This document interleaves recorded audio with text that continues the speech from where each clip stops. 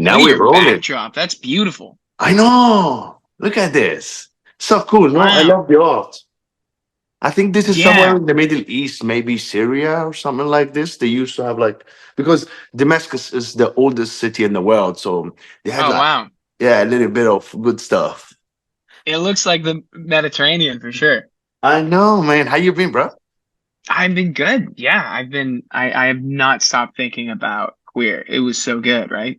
Yeah, yeah. No, fantastic. The colors and the theme and the whole thing. No, Luca's great. Yeah. Oh my, it was such a brilliant photographer. And it was, yeah, no, it's been great. It's so cool. And it was great seeing you there, you know? Yeah, man. Out of everybody. So, Gabriel, congratulations for the film, man. Again. Thank you.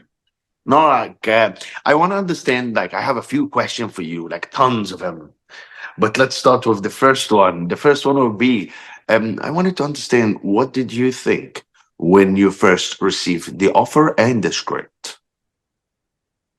I I first read the script when I was auditioning, and I felt like, ooh, this is special. It reads like a play, and I did not expect Jason to think of me for Lorne, and it just felt like, oh, this is a big one. This is like an exciting thing.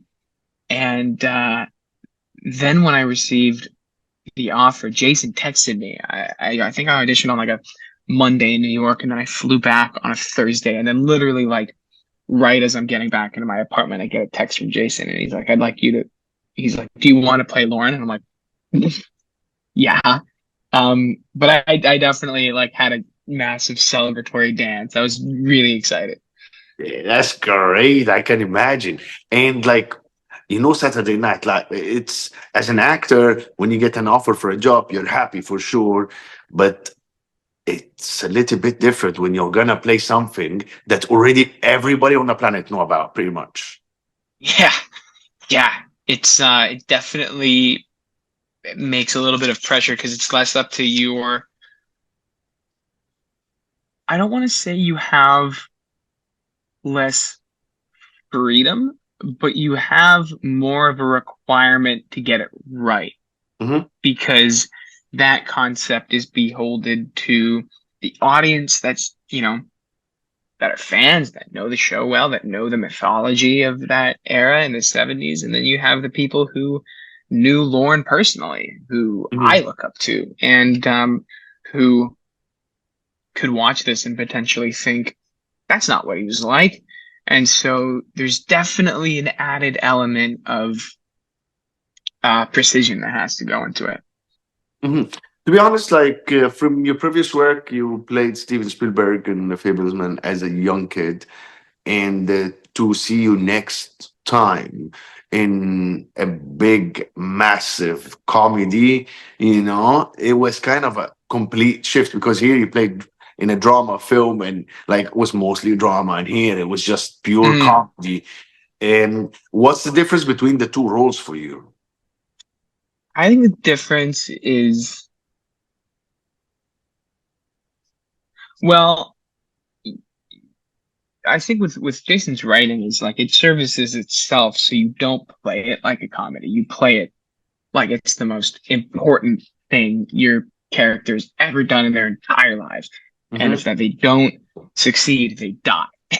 So I feel like for me, I treated it as like action, I guess, of just having to be so serious about it. And then the words just make it funny itself. But I think the Fablemans was a lot more emotional, a lot more personal. You're really getting into, you spend time in Steven's family home, and then in SNL, it's 90 minutes in a workplace environment.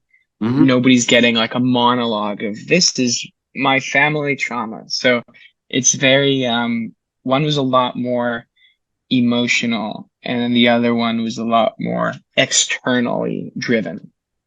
You know what I liked on Saturday Night Live that I thought you did a great job in? Your eyes.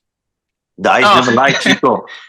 thank you, man. No, because like you could see all the pressure, all the heavy weight, all Yeah. the oh my goodness, I'm gonna screw this up. All of like, oh my goodness, if that don't work out, I'm literally out. you could see all of this in your eyes because like what I how Jason made you in the center of it and made everybody move choreography around you.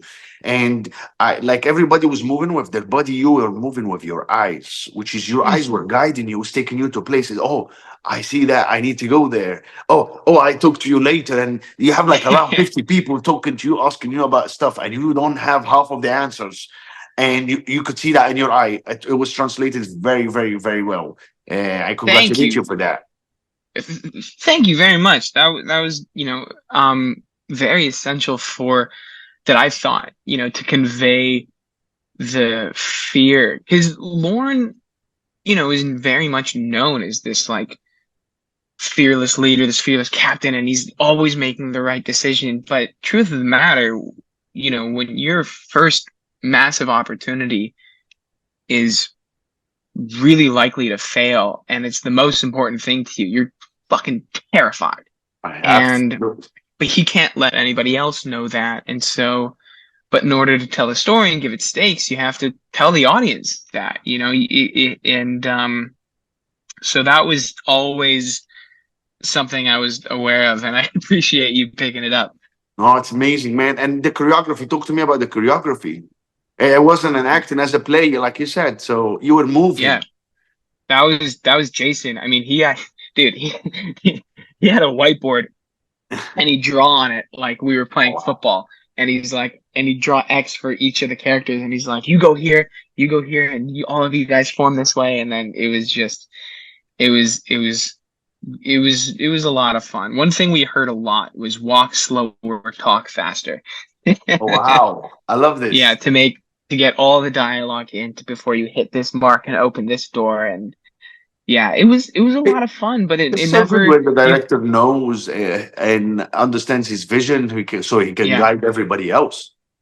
he planned everything for like 2 months before we got there. He blocked everything. He knew where every character was in the building when they weren't on camera. He knew where everybody had to be to tell the story, and they kept track of it all.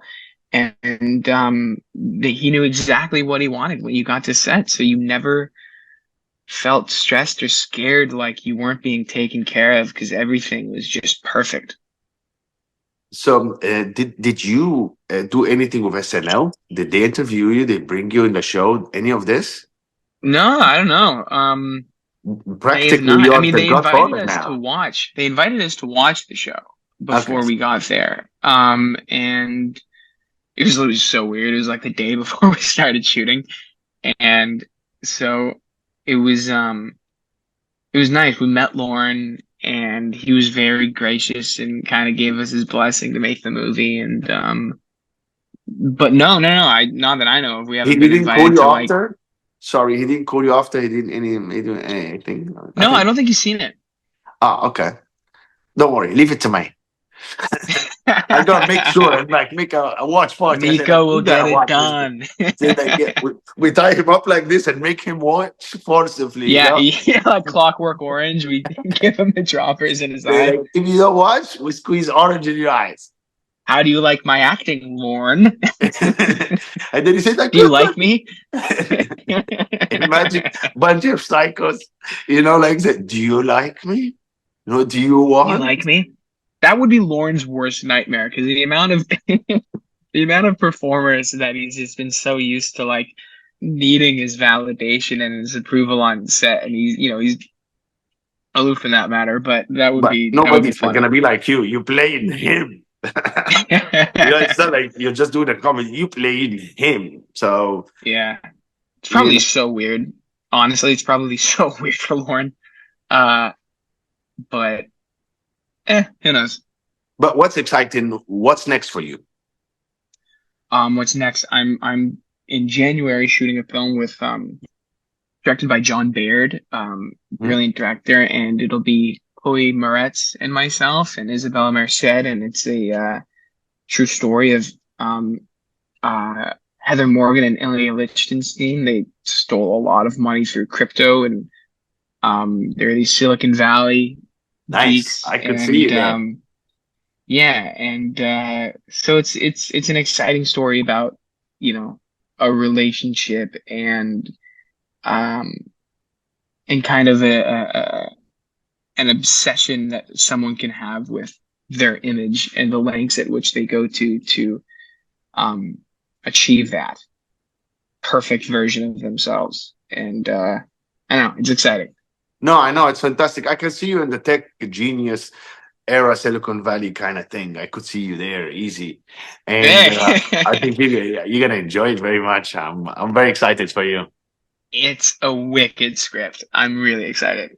Let's go. Okay, last thing because I know there's a lot of people want to talk to you and people are pushing me saying we want Gabriel. I said like okay. So the last thing I'm gonna ask Gabriel, congratulations for this film. I think you did great. Great. Thanks, This man. is gonna like a great platform for you to show your capability and to show that you can do drama and comedy. So it's right up there.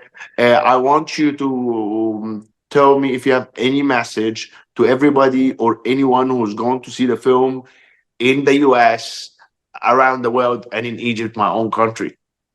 Um, I think this movie is some of the most fun you can have in a movie theater these days. I think, and that's not to take away from the films that have come out this year. I've been seeing everything in theaters, Hmm. and this I is like an that. amazing year for film. But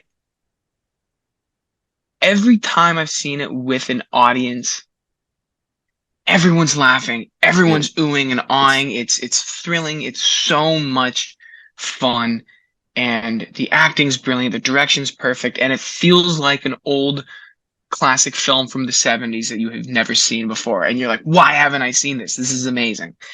And I'm really proud of it. And Jason did an amazing job, and everyone did an amazing job. And